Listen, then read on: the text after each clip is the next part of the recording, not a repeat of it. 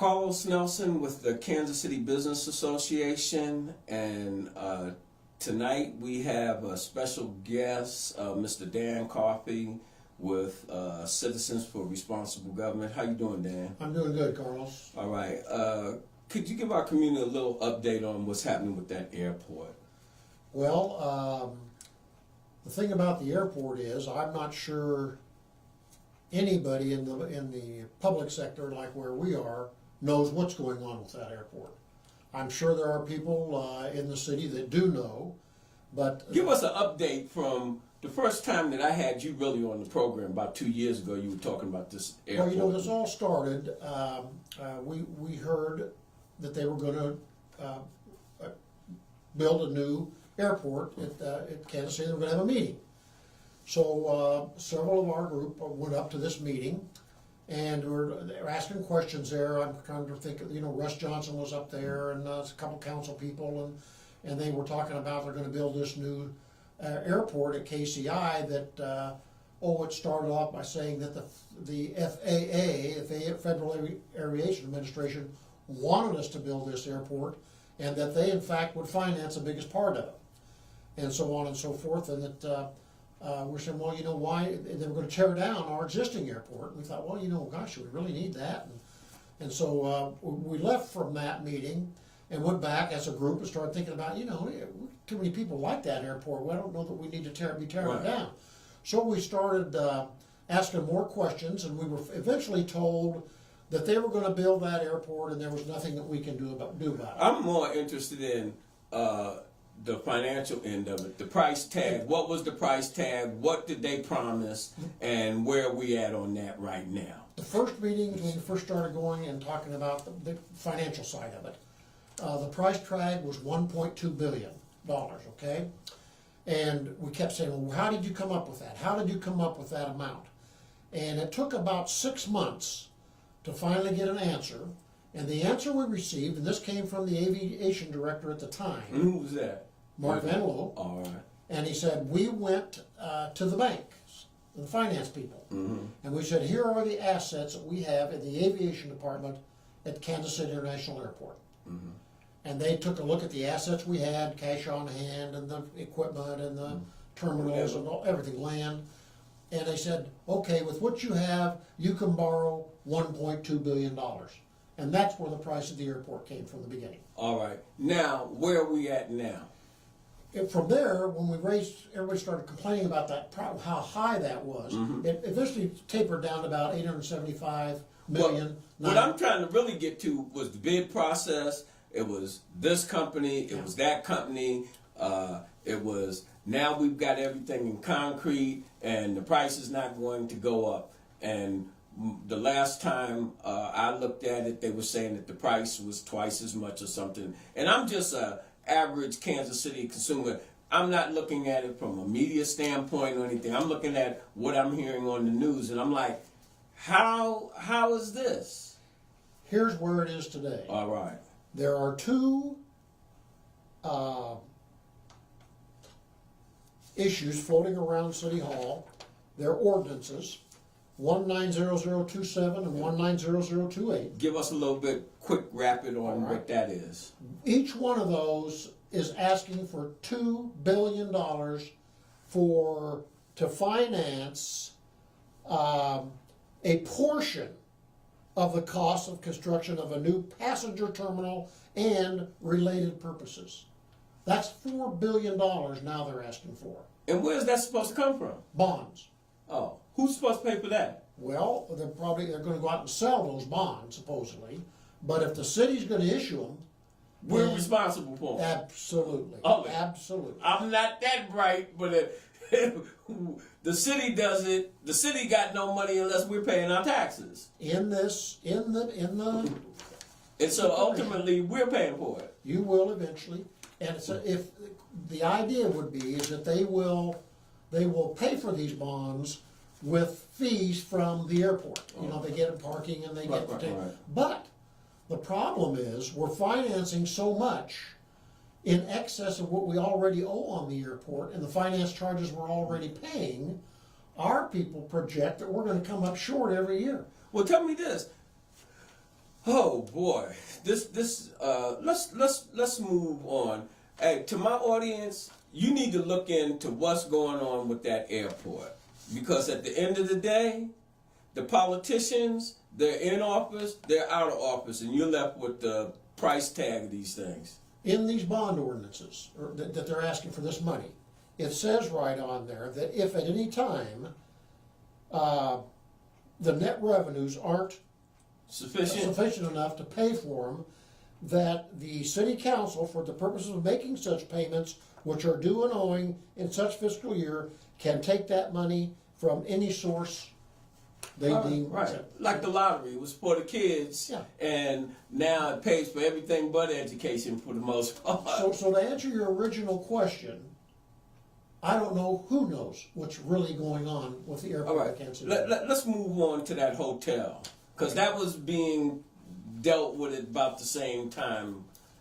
It's up and running, and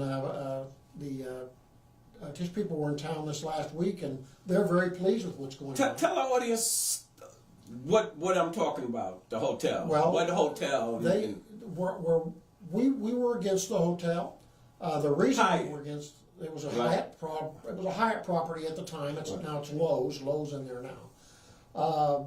The reason we were against it was they were taking $35 million from the city, and we couldn't see why, based on the research that we did for convention hotels, they are not doing well around the country, why we should risk that money from the city, and then also the city maybe get involved with a bond issue again there, and put the city at risk for possibly ending up owning that hotel. And it could happen before it's over with now. Well, I was around when Barney Alice Plaza first started. There you go. And they had, I think it was called the Vista Hotel, and the transition, and it was going to be this and be that, and it didn't turn out to be any of that. Where it is now, it's just going to be a matter of wait and see. I mean, the Lowe's people came in, they bailed out the Hyatt people, got them out of there. They took over the project. They're building the hotel now. So simple, responsible government. Can you speak for them? Where do they stand on the airport? Where do they stand on the hotel? We believe that where the airport is concerned, that's not a done deal. That it's not too late for somebody. We hope that some of these. Because they're talking about rebidding it on some of the programs that when I say they're talking about it, but but it seemed like all of that for what? To come back to zero again? I think that if I were in a position to see what's going to be done, I would seriously look at an in-depth remodel of the existing facilities. We've got an engineer who's shown us several instances where the current airport that we have is safer than the new airport. It's more efficient than the new airport. I love the airport. Everybody you talk to likes it. So why not? Why do we have to draw this line and say, nope, we're not going to remodel it. We have to do it this way. I believe that's part of why it's stalled right now. It's the price tag. I'm hoping that the airlines, along with maybe some of these people that are running for office, will stand up and say, wait a minute. Everybody we talk to says we should look at remodeling that facility up there.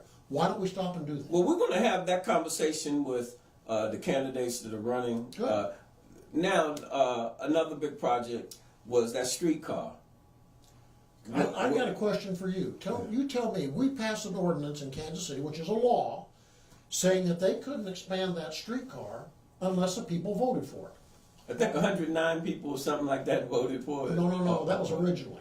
This is a law that was just passed here last year that said that before they can do any further expansion on the streetcar, it had to go to a public And so vote. what are they doing? Tell our audience. I'm Now not they're familiar. talking about running it down to the river market. Right, but I'm saying, have they complied with? No, All right. not with a public vote. They're going to run it down to UMKC. They're going to try to do that. To our listeners, did you hear what Mr. Coffey said? Repeat it. Well, they're going. The plan is right now, seriously, to run the streetcar from Union Station down to UMKC, and then of course back to Union Station, and then also down to the river market. What I want to know, cut you off real quick. what was the policy that they said that they were going to abide by before they did that? Let's get that straight. The law says that they have to put it to a public vote before they can do any additional expansion on the streetcar. Do they have, to your knowledge, do they have any plans to put that to a public vote? No. All right. Audience, you need to, especially the African American audience, your taxes are funding these things, and if they put it in writing and it's a law and they're not adhering to it, I think you need to be talking to your prospective council people.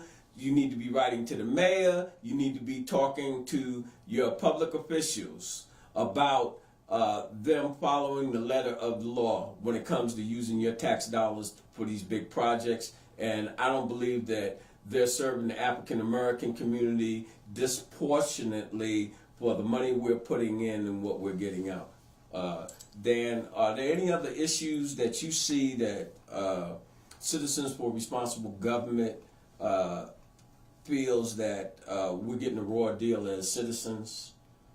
Well, you know, every time we turn around, it seems like they're talking about increase in taxes. Now the mayor's going to ask, I think, for a tax increase on this pre-K. I'm not familiar with it. I think he's talking about doing that, and that's and what is that about? That's Enlighten my pre-K. It's a preschool for. all for right, kindergarten. all right. And my thought on that is don't we have enough programs between the Parks Department and the public libraries and these to kind of have a pre-K type program for our children All in this right. community? Let me say this. I'm all for pre-K. I'm all for the education. But where I'm at on all of that, I feel that these corporations in this city, they need to step up to the plate for real. And they should be setting these things up. Not the taxpayers per se. We're paying enough that they're getting residual effect on them dollars on these bonds and all these projects that they have going on that we're really the underpinning. The city government, the county government, and some of the things that are going on in our school systems and general, they are not being good corporate, in my mind. Mm-hmm. They're not being good corporate citizens. Well, my concern is for the kids. We've got these kids in school so much of their lifetime now that they don't have a chance to be kids. That's my opinion. And now we throw them in pre-K. They go to pre-K, they go to preschool, they go to kindergarten, and they start school. And I mean, they're there for, what, 20 years? All in school? Well, that's what I remember we talked earlier about. I'm for creating some vogue techs and things of that nature. I came up, I had shop in my high school. That'd be a great idea. And I think I let you listen to the last new member of the Kansas City Business Association. He was talking about dielectric and that how when he was in 11th grade he vogue tech and he was and now he's employing people. He's paying $69 an hour. To me, that type of educational program is a far better program than sticking kids in a classroom and force feeding them. Right. I'm with you. Is there anything else that you would like our audience to know about with Citizens for Responsible Government? Because we're going to be having on What's Up Kansas City, not just the Kansas City Business Association. We're going to be having forums in our conference room, and we're going to be bringing individuals like you in and other organizations when we bring these politicians in to have a full-throated discussion if they accept on some of these issues and not just get these generic answers that they used to giving. Because where I'm at, I want to know what anyone that comes on our shows, corporate policy, what are you going to do for the African American community? That's what I'm concerned with. That's the community that has the most pain in my mind right now. Our neighborhoods are becoming gentrified, and we're still talking about these big projects for the overall Kansas City.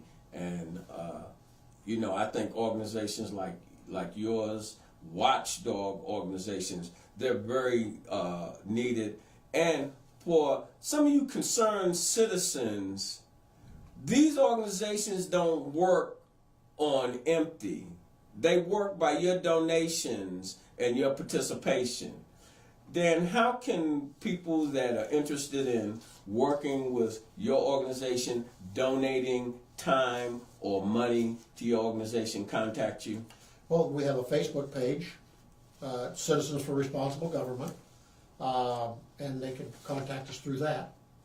All right. Do you take donations? We absolutely take donations. All right. We don't get very many, but we try. Well, hold it. I think I'm out to John Kennedy School.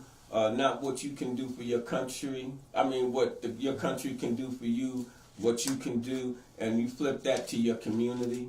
What is it that I can do for my community? I came out of high school that had civics and things like that, and we don't have that to tell our kids, you have a responsibility to your community.